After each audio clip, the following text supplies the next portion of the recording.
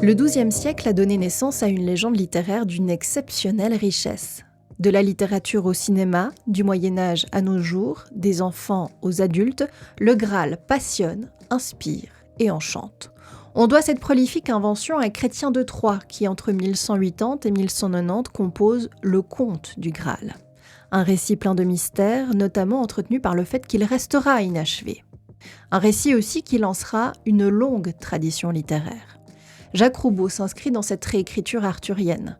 Poète, essayiste, critique, traducteur, mais aussi mathématicien et membre pilier de l'Oulipo, Jacques Roubaud publie, entre autres, Graal Fiction en 1978 et Graal Théâtre en collaboration avec Florence Delay entre 1977 et 2005.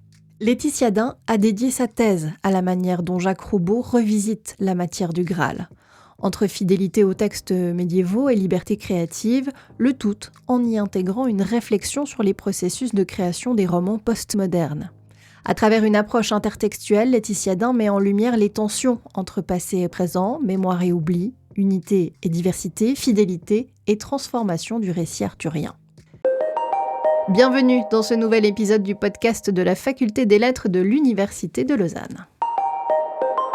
Laetitia Dain, bonjour. Bonjour. Vous êtes maître assistante en littérature médiévale à la section de français de la Faculté des Lettres et membre du Centre d'études médiévales et post-médiévales de l'Université de Lausanne. Votre thèse s'intitule « La légende du Graal chez Jacques Roubaud, une réécriture diverse et unifiante ». Elle vient d'être publiée aux éditions Drault. Alors, des réécritures du Graal, il y en a pléthore. Pourquoi vous êtes-vous spécifiquement intéressée à celle de Jacques Roubaud ? Alors, celle de Jacques Roubaud, vous l'avez dit, est sortie en 2005. Enfin, en tout cas, la version finale est sortie en 2005. Donc, quand j'allais commencer ma thèse, c'était un texte finalement relativement récent, qui avait entre 5 et 7 ans. Donc déjà, c'était un terrain vraiment nouveau pour l'investigation. Cette réécriture de la légende du Graal se démarque aussi. Alors, c'est certes du théâtre, on a déjà eu effectivement des réécritures du Graal adaptées pour la scène, mais celle-ci avait quelque chose de plus, c'était surtout sa particularité ludique et humoristique, tout en étant très érudite. Comment est-ce que Jacques Roubaud va s'approprier la matière de la légende du Graal ? Avant de réécrire cette matière du Graal, il va surtout l'étudier. On lui a donné aussi le titre de médiéviste pratiquant, c'est-à-dire qu'il connaît très bien les textes, il connaît très bien les sources. Il connaît aussi très bien les textes critiques sur cette légende du Graal. Avant même de réécrire, il y a tout ce travail de compréhension, de recherche, pour décortiquer vraiment tous les mécanismes de composition de cette légende. Et il va réutiliser ces mécanismes pour en faire œuvre nouvelle. Mais effectivement, qui paraît, en tout cas pour nous, lecteurs modèles, très original. Mais finalement, lorsqu'on décortique ce texte, on n'est pas dans l'invention, mais vraiment dans la récupération ou dans le recyclage de mécanismes d'écriture qui sont propres au Moyen-Âge. Concrètement, qu'est-ce que ça veut dire ? Il y a déjà une chose, c'est que la légende du Graal de Jacques Roubaud a été écrite sur environ une trentaine d'années, donc de 1977 à 2005. Elle n'a pas été écrite de manière linéaire. On a plutôt commencé par le milieu pour ensuite écrire le début et enfin écrire la fin. Et en réalité, la légende du Graal au Moyen-Âge suit ce même principe. Elle est écrite et réécrite au fil des années et au fil des siècles. Et on va commencer par un épisode, vous avez parlé de Chrétien de Troyes, donc effectivement, on commence avec ce conte du Graal de Chrétien de Troyes, entre autres parce qu'on a les personnages arthuriens dans les autres textes de Chrétien de Troyes, mais la quête du Graal, effectivement, commence avec ce texte-là. Et puis, à partir de ce texte de Chrétien de Troyes, on va en proposer une continuation. Et il y a ce mystère du Graal, de qu'est-ce qu'est le Graal, qui va donc être christianisé au XIIIe siècle par Robert de Boron. Et on va donc écrire le préquel, donc ce qui se passe avant, enfin comment est-ce que tout d'un coup ce Graal arrive là, comment est-ce que cette quête du Graal commence, qui sont ces personnages qu'on connaît, tels que Gauvin, tels que Lancelot, tels qu'Arthur. Donc on va écrire les origines de ces personnages pour ensuite reprendre cette trame narrative et enfin écrire la fin du royaume de l'ogre, enfin la chute du royaume arthurien.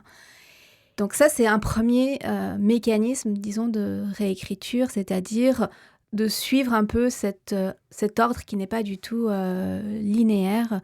Et à partir de 1977, Jacques Roubaud et Florence Delay, parce que c'est un texte qui est coécrit, donc n'oublions pas Florence Delay non plus, vont écrire effectivement plutôt les aventures de Merlin, de Gauvin, pour ensuite écrire les origines bibliques de ce Graal avec Joseph d'Arimathie, et puis ensuite enchaîner sur ce qui se passe lorsque la quête est lancée, les amours entre Lancelot et Guenièvre, la fée Morgane, etc., pour arriver à cette fin des temps aventureux qui implique la chute du royaume du roi Arthur. Cette réécriture dans l'ordre dans lequel, effectivement, l'original a été écrit, c'est quelque chose qui est fait sciemment de la part de Jacques Roubaud.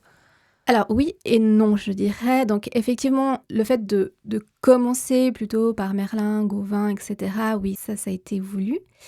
Après, une chose qui est, disons, pas du tout calculée ou voulue, mais qui fait vraiment partie des aléas de la vie, donc de l'écriture, c'est que Jacques Roubaud et Florence Delay entretenaient une relation. Et disons que l'écriture du texte s'est arrêtée en même temps que la relation. Et c'est les éditions Gallimard qui, quelques années plus tard, ont demandé à Jacques Roubaud et Florence Delay de reprendre cette réécriture. Finalement, si on a cette temporalité d'environ 30 années, ça n'a pas été fait exprès. Mais ce qui est intéressant, c'est que on a tout d'un coup une temporalité qui est similaire par rapport à l'écriture de la légende du Graal, et qui, voilà, l'écriture de la légende du Graal au Moyen-Âge n'a pas, c'est fait aussi de manière un peu aléatoire, hasardeuse. Donc on a finalement, sans le vouloir, quelque chose qui s'en rapproche. Et le fait qu'on ait une écriture à deux voix, est-ce que ça aussi, c'est quelque chose qui se rapproche du procédé médiéval ? Le fait qu'il n'y ait pas qu'un auteur, le fait qu'il y ait plusieurs auteurs, donc là aussi, on se rapproche du procédé médiéval, que ce soit par cette légende du Graal qui a été écrite à plusieurs mains, mais aussi par rapport, si on se place dans la diégèse, donc c'est-à-dire dans l'histoire de la légende du Graal elle-même. Donc les textes nous disent que l'histoire du Graal est dictée par Merlin, et c'est Blaise, donc le père Blaise, qui va mettre par écrit cette légende. Donc, même au sein du texte, où l'histoire s'écrit d'elle-même ou se raconte d'elle-même, on a deux figures d'autoritas, en fait, qui détiennent cette autorité du texte et de l'écriture, incarnée par Merlin et Blaise le scribe. D'ailleurs, Jacques Roubaud et Florence Delay se présentent eux-mêmes en tant que scribes. Donc il y a aussi tout un jeu avec cette auctorialité. Dans les articles et entretiens qu'on a de Florence Delay et Jacques Roubaud, on sait aussi que toutes les répliques, puisque c'est une œuvre de théâtre, ont été dites avant d'être transcrites. Donc on passe par ce processus d'oralité avant la mise par écrit, et là on a de nouveau un autre procédé de création du Moyen-Âge, que la littérature passe à la fois par la voix, par l'oralité, mais aussi par l'écrit, par le texte. Et on parle justement de cette vocalité des textes où on peut retrouver cette oralité du Moyen-Âge. C'est une composition à deux et qui s'est faite oralement. Nous avons rassemblé les matériaux, on a décidé de la façon dont ça serait construit dans chaque scène, bien sûr l'architecture d'ensemble, ce que contiendrait chaque scène, mais ce qui est écrit est quelque chose qui a d'abord été discuté oralement. Voilà, c'est très important. Les textes médiévaux sont des textes qui sont transportés, même quand ils sont notés en manuscrit, ils sont transportés par la voix. Les conteurs viennent dans les cours et les racontent. C'est la voix. Donc nous avons travaillé en parlant. Voilà. On a beaucoup parlé de comment Jacques Roubaud s'inscrivait dans la tradition de la littérature médiévale et de la réécriture du Graal. Est-ce qu'il l'a trahi aussi à certains égards ? Je pense pas qu'on puisse trahir la légende du Graal dans le sens où il y a tellement de réécritures et de versions. En fait, je pense qu'on peut la trahir si on essaye absolument d'aller rechercher la version originale, de se dire ah, mais c'est comme ça et pas autrement. Et le fait de la réécrire, de la modifier, on est à l'antithèse de la trahison, en fait. C'est là où on se rapproche beaucoup plus des auteurs du Moyen-Âge. Jacques Roubaud a aussi cette spécificité qu'il s'auto-réécrit. Dans ma thèse, je parle de ce phénomène d'auto-réécriture. On peut comprendre cette notion d'auto-réécriture de différentes façons. Effectivement, ça peut être une écriture de soi. Et quand on étudie Roubaud, on pourrait l'interpréter de la sorte parce qu'il y a un certain nombre de récits qui sont autobiographiques, en tout cas autobiographiques par rapport à sa pratique d'écrivain et d'oulipien. On peut penser que l'auto-réécriture, c'est de réécrire un texte pour l'améliorer, ou différentes éditions d'un même texte. Alors là aussi, ça peut être interprété de la sorte chez Jacques Roubaud, parce qu'avec Graal Théâtre, on a les premières pièces qui ont été éditées en 1977 et qui ont été rééditées en 2005 avec quelques modifications. L'auto-réécriture pourrait être entendue dans ce sens-là. Mais moi, lorsque je parle d'auto-réécriture, c'est essentiellement soit des passages qui sont vraiment réécrits d'un texte à l'autre, ou dans une même œuvre telle que Graal Théâtre, ces passages répétitifs qui montrent un peu cette jonction d'entrelacement. Mais il y a vraiment tout un parcours de communication qui s'établit entre les écrits de Jacques Roubaud et qu'on retrouve essentiellement dans les différents écrits médiévalistes où on a vraiment une trame narrative empruntée directement au texte du Moyen-Âge, soit parce qu'on fait écho à un épisode qui s'est déroulé dans un autre texte, soit parce qu'on va réécrire un épisode.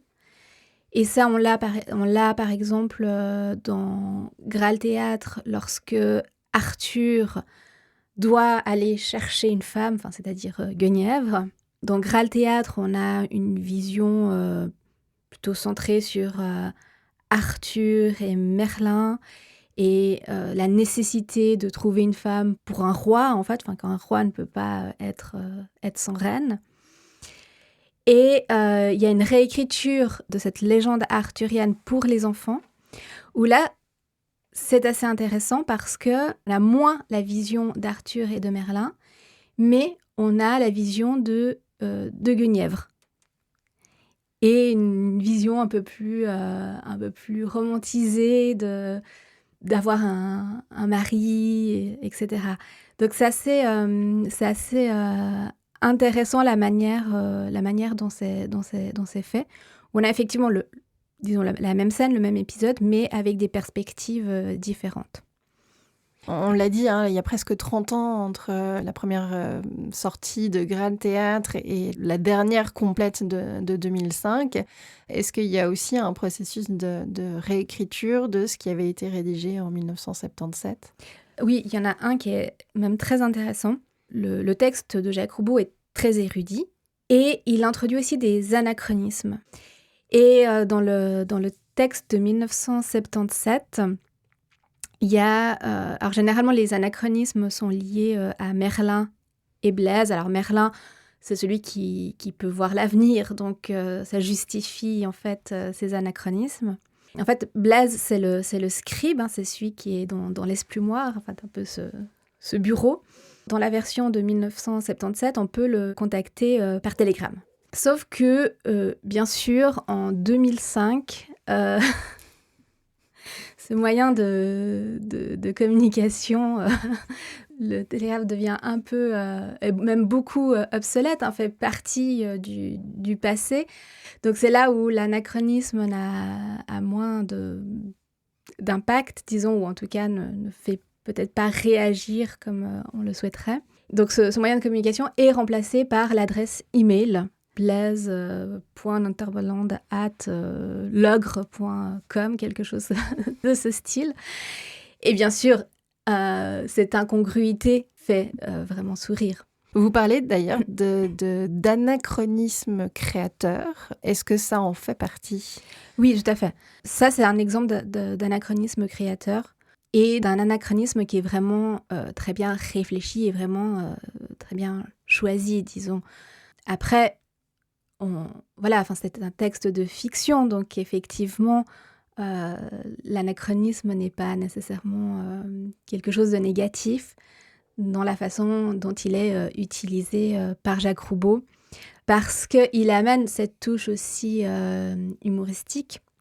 Il permet vraiment de jouer entre le présent et le passé. Comme je l'ai dit, ces anachronismes, la plupart sont en lien avec Merlin, où on voit que Merlin a une longueur d'avance sur les autres personnages parce qu'il voit le futur. Et à chaque fois, lorsque Merlin énonce quelque chose qui est de l'ordre de l'anachronisme, il dit « Ah oui, mais vous ne pouvez pas comprendre parce que… » Voilà, parce qu'on n'y est pas encore.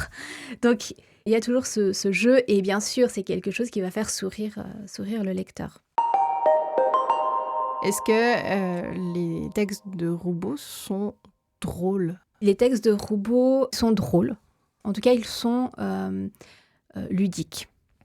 Effectivement, il y a quelque chose qui est de l'ordre du jeu.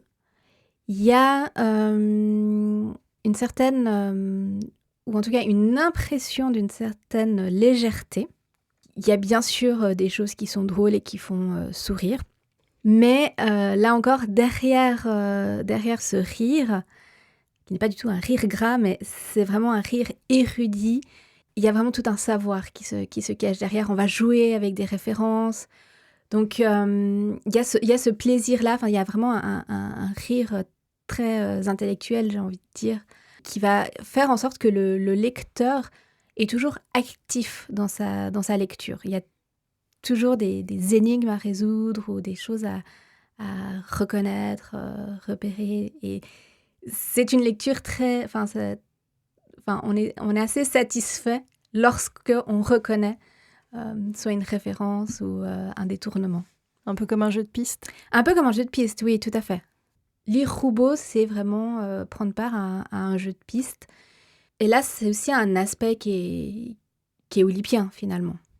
J'ai l'habitude de jouer et, disons, le jeu qui est une activité extrêmement répandue de l'animal à l'humain est aussi une activité que l'on peut poursuivre dans la poésie, dans la composition poétique. Et donc, j'ai beaucoup l'habitude de jouer. Mais bien entendu, il y a une interprétation peut-être péjorative des poètes ou des compositeurs de littérature qui jouent. On dit « ce n'est qu'un jeu ». Ce n'est qu'un jeu. Moi, je pense qu'on peut jouer et en même temps, au fond, essayer d'atteindre quelque chose qui dépasse le seul aspect ludique. Est-ce qu'on peut, et si oui, dans quelle tradition humoristique est-ce qu'on peut inscrire le texte de Roubaud ? Je pense que le texte de Roubaud s'inscrit dans une tradition assez spécifique de l'humour médiévaliste, c'est-à-dire de cet humour qui permet de concilier à la fois rire et érudition. L'exemple le plus parlant, c'est celui de Sacré Graal des Monty Python, où on a cette fameuse scène très célèbre avec ces noix de coco qui vont imiter le son, remplacer le son du cheval. Hold! Who goes there? It is I, Arthur, son of Uther Pendragon from the castle of Camelot, King of the Britons, defeater of the Saxons, sovereign of all England. Pull the other one. I am, and this is my trusty servant Patsy. We have ridden the length and breadth of the land in search of knights who will join me in my court at Camelot. I must speak with your lord and master.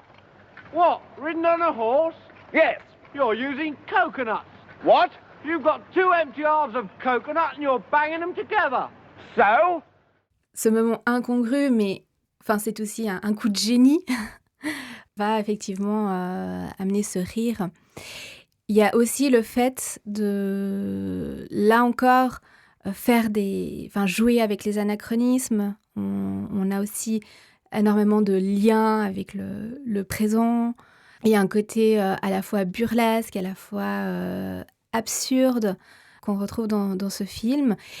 Et chez Roubaud, il y a des choses qui peuvent nous rappeler effectivement le film des Monty Python, notamment la tonalité, les différentes répliques entre les personnages, le sarcasme du personnage du sénéchal Queux, qui amène une certaine critique dans le texte de Roubaud.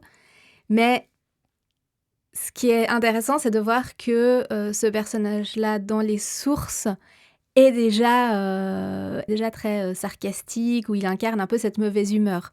Donc là, à partir de ce personnage, on va avoir vraiment des répliques qui vont un peu désamorcer l'aspect un peu trop sérieux et amener une autre part humoristique en plus des différents jeux anachroniques. Dans la culture populaire francophone, ça me fait aussi penser à Camelot, qui au début des années 2000, c'est-à-dire là où en fait Graal Théâtre va sortir pour son ultime version, va connaître aussi un succès absolument foudroyant. Est-ce que là aussi on peut créer des liens ? On peut créer ces mêmes liens avec l'œuvre d'Alexandre Astier, où là encore Alexandre Astier est quelqu'un d'extrêmement érudit. Il connaît aussi très bien les sources et la manière dont il les interprète et dont il va les réécrire finalement. On retrouve effectivement de nouveau ce processus entre le rire et l'érudition, cet humour, ce décalage, mais qui est finalement toujours juste. Donc il y a une certaine continuité entre les Monty Python, Roubaud et Astier. On se place dans une tradition qui est très similaire, voire la même, et qui caractérise aussi très bien cet humour médiévaliste, où on va vraiment récupérer d'une manière très intelligente ces sources du Moyen-Âge, sans nécessairement les dénaturer, mais en amenant cette valeur ajoutée qui est l'humour. C'est jamais un humour qui va se moquer du Moyen-Âge. On va rire avec le Moyen-Âge ou on va rire comme au Moyen-Âge. Et généralement, ça permet d'ouvrir une réflexion sur notre présent plus que sur le Moyen-Âge. Donc on a comme une distance, comme un déplacement qui finalement, on va rire de notre présent, mais avec le Moyen-Âge. Qu'est-ce que c'est, le Graal ? Vous savez pas vraiment. Et moi non plus. Et j'en ai rien à cirer. Regardez-nous. Il n'y en a pas 2 qui ont le même âge. Pas 2 qui viennent du même endroit. Des seigneurs, des chevaliers errants, des riches, des pauvres. Mais, à la table ronde, pour la première fois de toute l'histoire du peuple breton, nous cherchons la même chose. Le Graal. C'est le Graal qui fait de nous des chevaliers.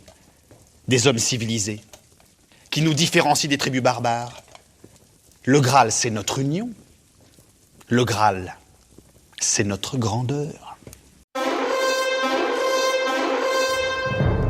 Question peut-être plus générale pour la spécialiste du médiéval que vous êtes. C'est drôle, la littérature médiévale? C'est pas forcément le premier qualificatif qui vient.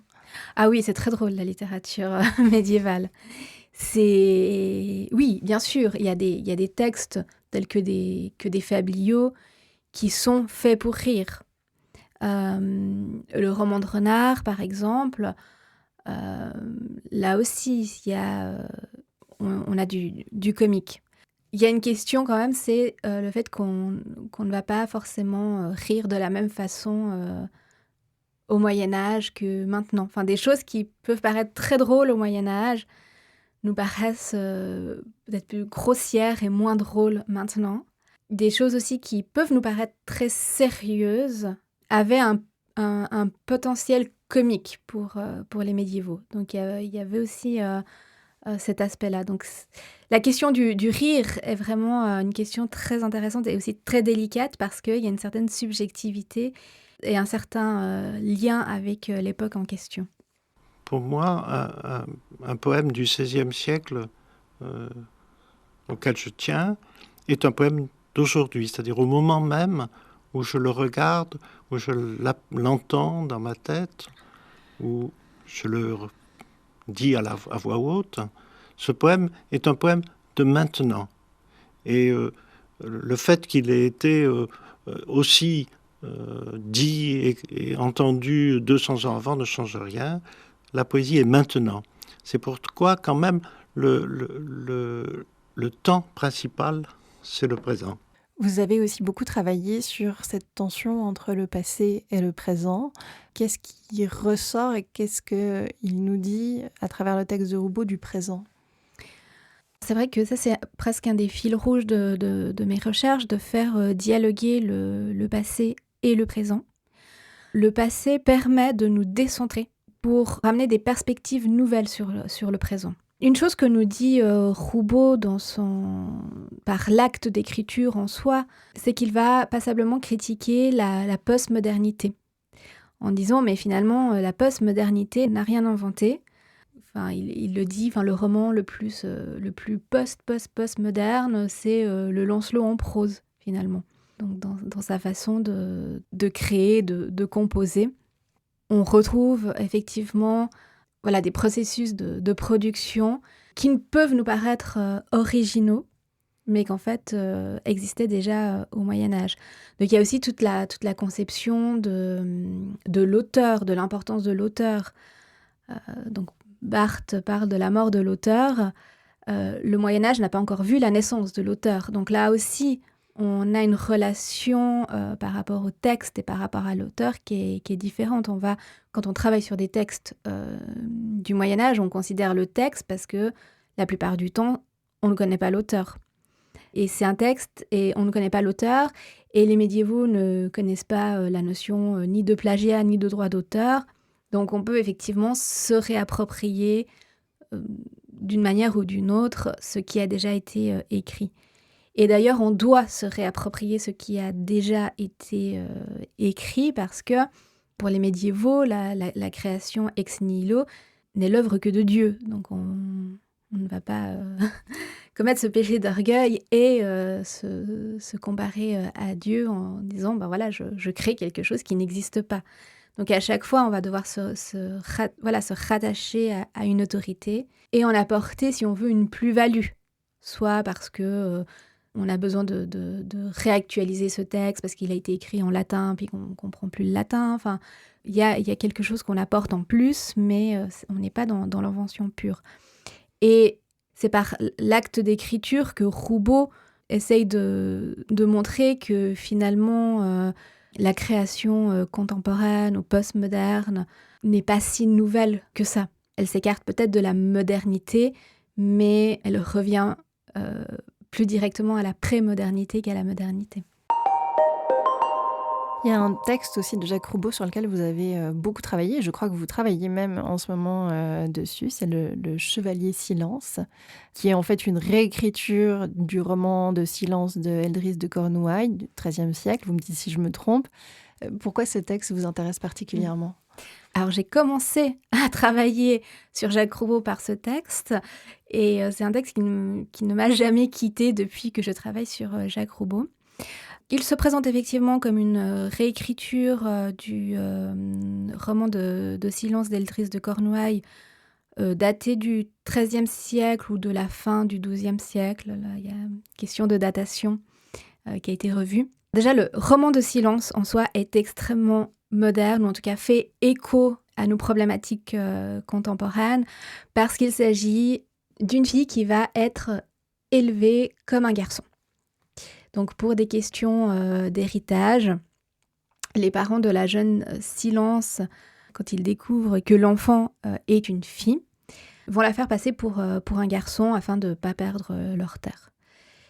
Et il y a toute une réflexion dans ce roman de Silence, de savoir quelle est la meilleure condition, si c'est d'être un garçon ou une fille. Et à l'âge de la puberté, disons, Silence a ce sort de débat interne guidé par culture et nature.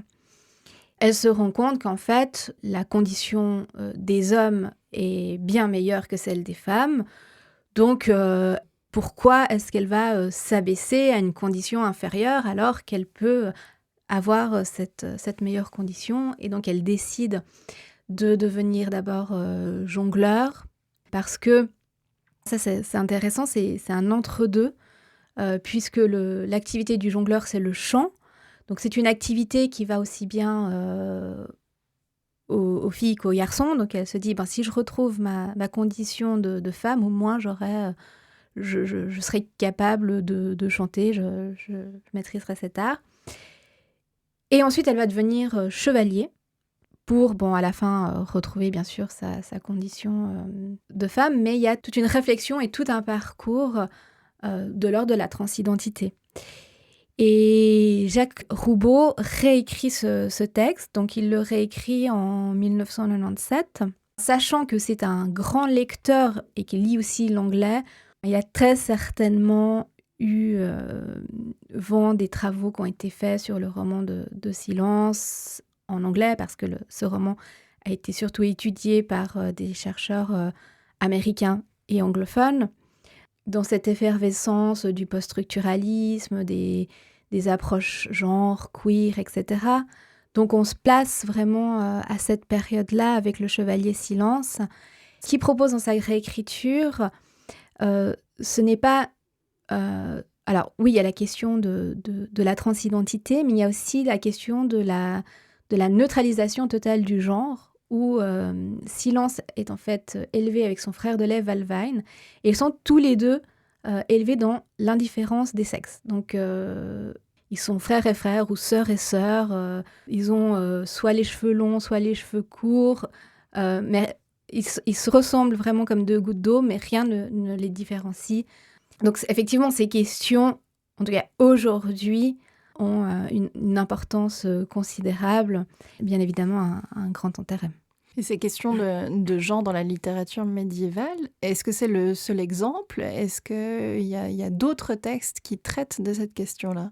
À partir du XIIIe siècle, on a cette thématique qui apparaît dans la littérature médiévale. Moi, je travaille essentiellement la littérature médiévale française. Et donc, à partir du XIIIe siècle, c'est ce qu'on voit apparaître dans la littérature médiévale française. Ces questions de transidentité, où effectivement, généralement, une héroïne va prendre les habits masculins pour échapper à sa condition, mais aussi échapper à un mariage forcé, échapper à différents types de violences, si on veut. Et ce qui est intéressant, c'est qu'on a ça dans des textes profanes, de fiction, mais on a aussi toute une tradition de ce parcours de vie dans des vies de saintes, donc dans la géographie, où on a à peu près une dizaine de saintes qui vont prendre l'habit masculin. Et ça a donné lieu à un texte en particulier que vous étudiez, je crois. Mes recherches actuelles se portent essentiellement sur ces saintes trans. Donc il y a plusieurs textes, il y a plusieurs saintes, et on a des versions au XIIIe siècle de vie autonomes qui comptent à peu près 1000 vers chaque texte. Les vies les plus connues, ce sont celles de Sainte Marine, Sainte Eugénie, Sainte Euphrosyne. On retrouve surtout ces vies dans la légende dorée de Jacques de Voragine. Donc là, on est plutôt dans la littérature liturgique et on s'éloigne un tout petit peu de la littérature profane. Oui, alors tout à fait. La géographie, la question des vies de saints, notamment la légende dorée, on est dans la littérature sacrée, dans la littérature liturgique, qui va servir généralement le prêche, l'édification des fidèles. Et on a bien sûr toute une tradition de vie de saints et de saintes qui sont soit admirables, soit imitables, qui constituent des modèles. Des modèles de parcours de vie, d'exemples à suivre ou simplement des modèles qu'on va admirer, etc. Donc il y a vraiment ce culte des saints qui domine tout le Moyen-Âge, donc une culture aussi très populaire finalement. Et ce qui est assez intéressant, c'est que peut-être que les saints les plus connus, c'est les martyrs, ceux qui endurent des tourments, des choses comme ça. Mais on a aussi une tradition, notamment grecque et byzantine, de parcours de saintes qui sortent un peu du lot, disons. Généralement parce qu'elles veulent garder leur chasteté, protéger leur virginité, éviter un mariage forcé, et vraiment se tourner entièrement à la religion, au Christ, décident de prendre l'habit généralement du moine et d'entrer au monastère. Et là, la plupart vont vivre au monastère jusqu'à leur mort, et c'est seulement soit avant leur mort ou au moment de la mort où on découvre en fait que ce sont des femmes. Bien sûr, pendant ce séjour au monastère, il y a généralement des intrigues, il y a des accusations, des fausses accusations de viol, des choses de ce genre. Et, excepté Sainte Eugénie, mais les autres saintes ne vont pas avouer qui elles sont réellement. Elles vont simplement endurer les pénitences à l'image du Christ qui se sacrifie pour les autres, etc. Donc il y a vraiment cette imitation christique. Et une fois qu'on découvre la vérité, qu'elles sont en fait femmes, c'est là où on reconnaît leur sainteté, leur vertu, leur patience, etc., etc. Donc voilà, il y a cette tradition de texte qui date déjà du 5-6e siècle, donc dans un Moyen-Âge plutôt byzantin, qui réapparaît en tout cas en Europe au XIIIe siècle avec les légendiers de la légende dorée ou du miroir historial. Et on se rend compte en fait que ces vies de saintes connaissent un certain succès, puisque là aussi elles vont être écrites et réécrites, et qu'elles vont aussi influencer la littérature profane en fait. Donc il y a cette communication entre cette littérature sacrée et cette littérature profane par rapport à ce parcours de transidentité. On arrive gentiment au bout de cet entretien. Sur quoi est-ce que vous travaillez aujourd'hui ? Alors aujourd'hui, justement, je travaille sur ces vies de saintes, sur la question de la transidentité. Alors certes, là encore, on a un anachronisme, mais disons que c'est une notion qui permet d'entrer dans ces textes tout en prenant en considération les précautions par rapport à cet anachronisme, mais simplement de questionner cette prise de l'habit de l'autre sexe, qui est, alors j'avais oublié de le dire, mais qui est quand même un interdit biblique, et de retrouver ça dans des textes qui nous présentent des vies de saints qui sont admirables et imitables, ça questionne aussi. Et j'interroge aussi ces vies de saints par des notions un peu plus théologiques, telles que la question de la vérité spirituelle, entre ce corps qui est caché, entre le visible, l'invisible, entre les vertus, les vices, etc. Et puis aussi la notion de la grâce, et de voir comment en fait finalement ce trouble du corps est un phénomène de grâce divine, spirituelle. Si aujourd'hui, pour aller plus loin, on a envie de découvrir ou de redécouvrir le travail de Roubaud, la spécialiste que vous êtes nous conseille de commencer par quels ouvrages ? Alors moi, je conseille toujours de commencer par Le Chevalier Silence, parce que déjà, c'est un texte qui n'est pas très long, donc il est facile d'accès, disons. Il fait moins peur Graal Théâtre ou encore le Grand Incendie de Londres. On y entre très vite. Comme je dis, il y a toujours plusieurs niveaux de lecture. On peut vraiment le lire au premier niveau et comprendre le texte et avoir beaucoup de plaisir en raison de la trame narrative, en raison de la tonalité du texte, de l'humour, parce qu'effectivement, il y a quand même beaucoup d'humour aussi dans ce texte. Et puis finalement, c'est une aventure. Donc, on est dans le roman d'aventure. En plus, de quelques questions contemporaines qui peuvent être soulevées. Merci beaucoup, Laetitia Dain. Merci à vous. Je rappelle le titre de votre thèse qui vient d'être publiée aux éditions Drault, La légende du Graal chez Jacques Roubaud, une réécriture diverse et unifiante. Pour aller plus loin sur ce sujet, il y a bien sûr la thèse, mais vous trouverez également en description de ce podcast une bibliographie. Et s'il vous a plu, n'oubliez pas de vous abonner pour découvrir les travaux d'autres chercheuses et chercheurs. Merci de nous avoir suivis dans ce nouvel épisode du podcast de la Faculté des Lettres de l'Université de Lausanne. À très vite pour de nouvelles passionnantes du monde de la recherche en lettres.